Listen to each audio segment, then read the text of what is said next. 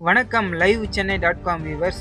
சென்னையில் போக்குவரத்து நெரிசலை குறைக்கும் வகையில் நீண்ட நாளாக காத்திருந்த ஒரு பெரிய திட்டம் மீண்டும் தொடங்கியுள்ளது. வாருங்கள் அதை பற்றின விரிவான தகவல்களை இந்த செய்தி தொகுப்பில் விரிவாக பார்ப்போம்.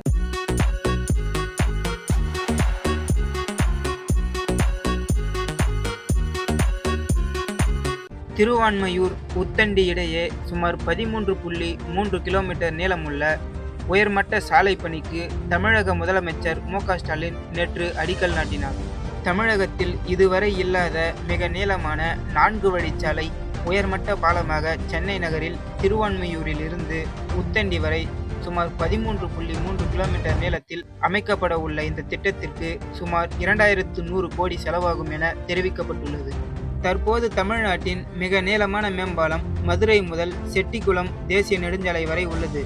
இந்த புதிய உயர்மட்ட சாலை அமைக்கப்பட்டதும் தற்போது திருவான்மையூர் உத்தண்டி இடையே செல்ல சுமார் 60 நிமிடம் ஆகும் பயண நேரம் 15 நிமிடமாக குறையும். மேலும் முக்கிய சந்திப்புகளில் ஏற்படும் போக்குவரத்து நெரிசலும் குறையும். இந்த திட்டம் 2 மாதங்களுக்கு முன்பு சட்ட பிரச்சனையால் தற்காலிகமாக நிறுத்தப்பட்டது.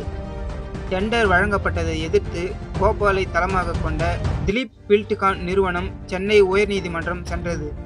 ஆனால் அந்த நிறுவனம் நீதிமன்றம் அறிவுறுத்தியபடி தமிழ்நாடு மாநில நெடுஞ்சாலை ஆணையத்திடம் மீண்டும் மனு அளிக்காததால் தற்போது ஹைதராபாத்தை தளமாக கொண்ட KNR கட்டுமான நிறுவனத்திற்கு அதிகாரப்பூர்வ பணியாணை வழங்கப்பட்டது.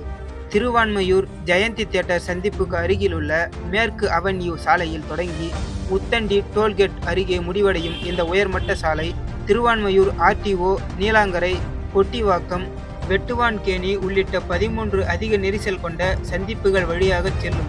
சுமார் 5.5 மீட்டர் உயரம், 17.25 மீட்டர் அகலத்தில் நடுவில் மீடியனுடன் கூடிய 4 வழி சாலையில் நீலாங்கரை மற்றும் அக்கரையில் நுழைவு மற்றும் வெளியேறும் சாய்வு பாதைகளுடன் உத்தண்டி திருவான்மையூர் வழித்தடத்தில் திருவான்மையூர் RTO அருகே கூடுதலாக ஒரு வெளியேறும் சாய்வு பாதையும் அமைக்கப்பட உள்ளது.